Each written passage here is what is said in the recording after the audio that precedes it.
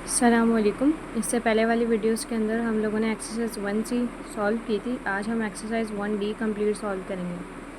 इसका question number 1 है आपके पास फिल इन द ब्लैंक्स। सबसे फर्स्ट जो ब्लैंक्स है ये कह रहा है कि a unit set is also called a dash. जो आपके पास यूनिट सेट होता है उसे हम क्या कहते हैं, सिंगल्टन सेट कहते हैं, क्योंकि आपके पास जो सिंगल्टन सेट होता है वो हर एक एलिमेंट का अलग अलग सेट बनता है। सेकेंड है आपके पास a set of all integers is and dash set. अभी आपको कह रहा है कि तमाम जितने भी सेट्स होंगे आपके पास इंटीजर्स में। अब आपको पता है कि इंटीजर्स नंबर जो होते हैं आपके पॉजिटिव भी होते हैं, नेगेटिव भी होते हैं, इनका एंड नहीं होता, तो वो आपके पास इनफाइनाइट सेट कहलाते हैं। थर्ड है आपके पास the symbol M represent dash. ये जो सिंबल होती है आपकी ये एम्प्टी सेट को रिप्रेजेंट करती है। फोर है आपके पास the number of element in a set is called its dash. आपके पास सेट्स के अंदर जितने भी नंबर ऑफ़ एलिमेंट्स होंगे या मेंबर्स होंगे वो कार्डिनैलिटी कहलाता है। 5 है आपके पास the universal set for A is equal to 1 3 5। B set है आपके पास 2 4 6 इज़ डैश। ये आपके पास क्या कहलाएंगे, आपको पता है जब आप दो सेट्स का यूनिवर्सल करते हैं तो आपके पास आंसर आता है 1 2 3 4 5 6, यानी इसमें आप अरेंजमेंट करते हैं।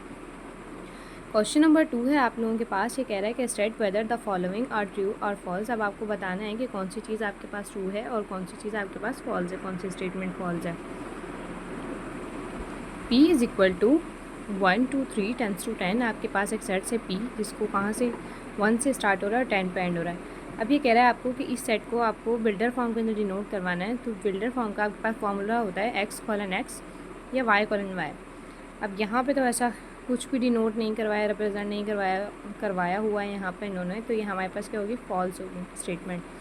अ set of all the children in a school in a finite set. तो ये आपको बताना है कि तमाम जितने भी स्कूल के चिल्ड्रन होते हैं, बच्चे हैं, आप उसको काउंट कर सकते हैं या नहीं कर सकते। तो वही है स्टेटमेंट हमारे पास ट्रू है, क्योंकि हम उसको काउंट कर सकते हैं, तो ये फाइनाइट सेट होगी। अ set of all the countries of the world is not a well defined set. अब आपको कह रहा है कि तमाम जितने भी कंट्रीज़ हैं दुनिया में आप उसको काउंट नहीं कर सकते या डिफ़ाइन नहीं कर सकते आप, तो ये फॉल्स हो गई, क्योंकि भैया हम तो डिफ़ाइन कर सकते हैं ना। The symbol is belong to denote a set. अब ये वाली जो सिंबल है आपके पास ये बिलोंग टू की साइन होती है, भी कह रहा है कि एक सेट को डिनोट करवाती है, तो ये स्टेटमेंट हमारे पास क्या है, फॉल्स हो जाएगी। 5 वाला कहता है आपके पास A is belong to A B C. अब आपको पता है कि ये स्मॉल ए किससे, एक सेट से बिलोंग कर रहा है, तो आपके पास ट्रू है।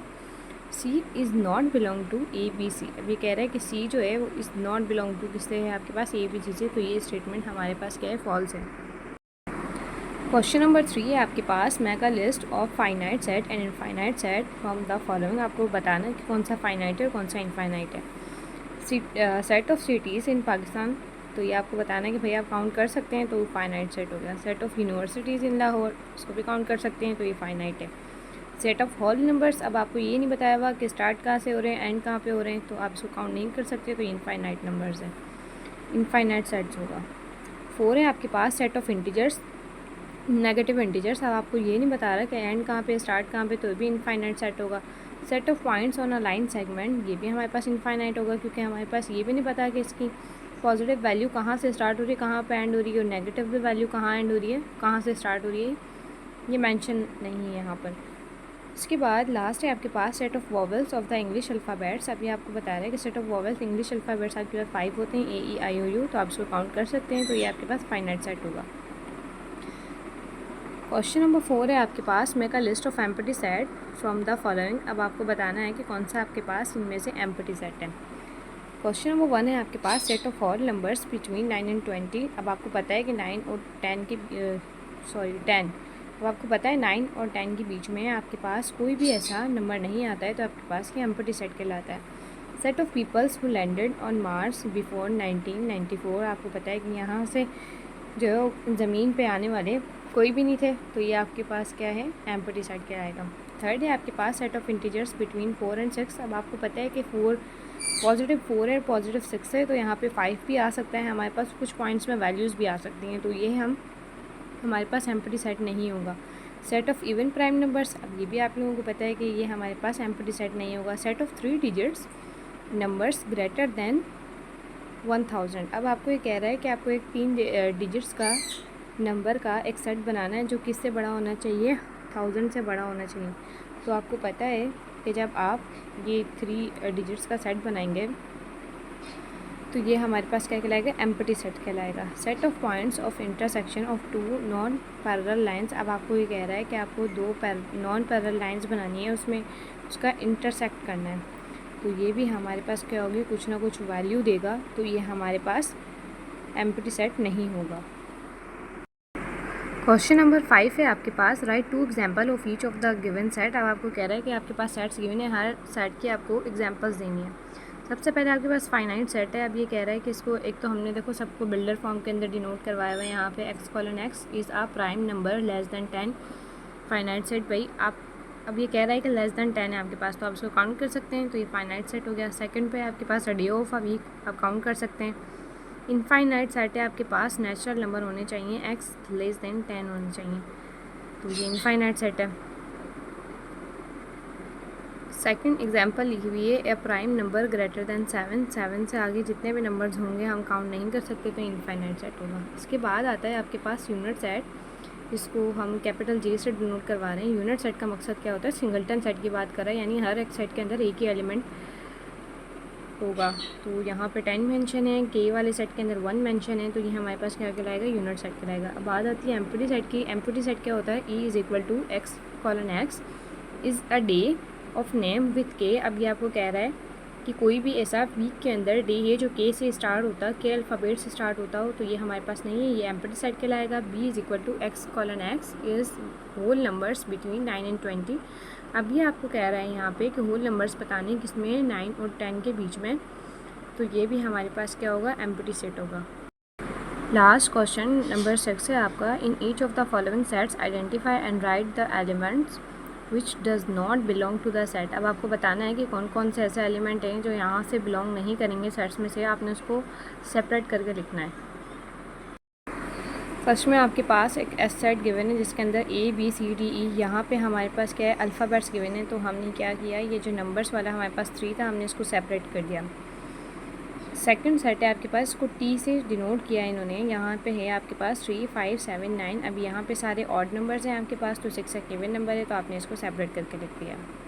देन आपके पास Y सेट है जिसके अंदर एलिमेंट्स हैं 2, 3, 5, 7, 11, 13, 17, 19 एंड 23। तो ये आपके पास जो 9 होगा ये आपके पास ऑड नंबर होता है, और ये आपके पास कौन कौन से नंबर्स गिवन है, प्राइम नंबर्स गिवन है, तो आपने इसको सेपरेट कर दिया। कैपिटल X से जिसको डिनोट करवाया है वो सेट है 4, 9, 25, 49। तो ये आपके पास क्या होगा, 35 जो होगा 25 और 49 के बिटवीन में, दरमियान में, तो ये आपके पास क्या कहलाएगा, आपने 35 इसको सेपरेट करके लिख दिया है।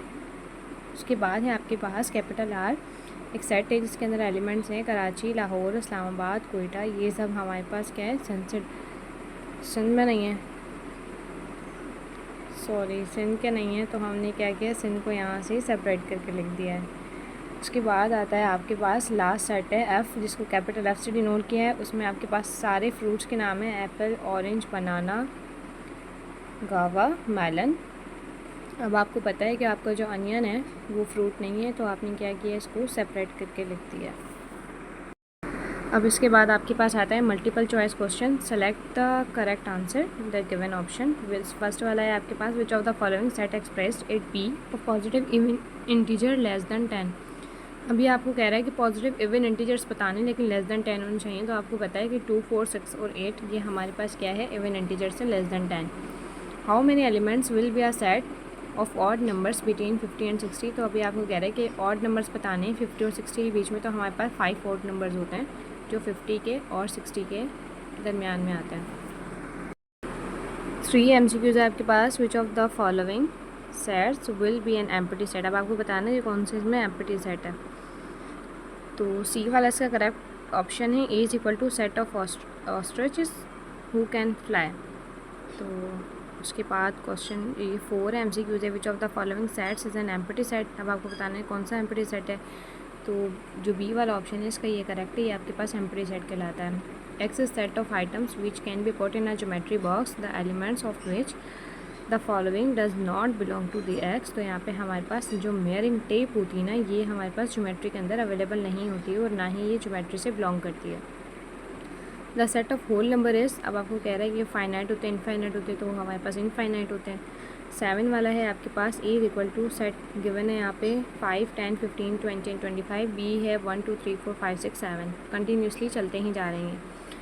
तो ये कह रहा है आपको कि अब आपको बताना है कि स्टेटमेंट ट्रू है या नहीं है। तो सी सेट, इसका जो सी वाला ऑप्शन है ये करेक्ट है। Set B is a set of whole numbers, ये हमारे पास क्या है, सेट बी जो है वो हमारे पास क्या है, होल नंबर्स हैं। लास्ट है आपका MCQ 8, which of the following statement is true. अब आपको बताना है कि कौन सी स्टेटमेंट इसके अंदर ट्रू है। तो lily is belong to P. P आपके पास किसको डिनोट करवा रहा है, एक सेट को डिनोट करवा रहा है यहाँ पे, जिसके अंदर है फ्लावर्स इन द पॉन्ड। जो पॉन्ड के अंदर फ्लावर्स होते हैं वो इससे बिलोंग कर रहे हैं या नहीं कर रहे हैं। तो करते हैं ए वाला इसका करेक्ट ऑप्शन है।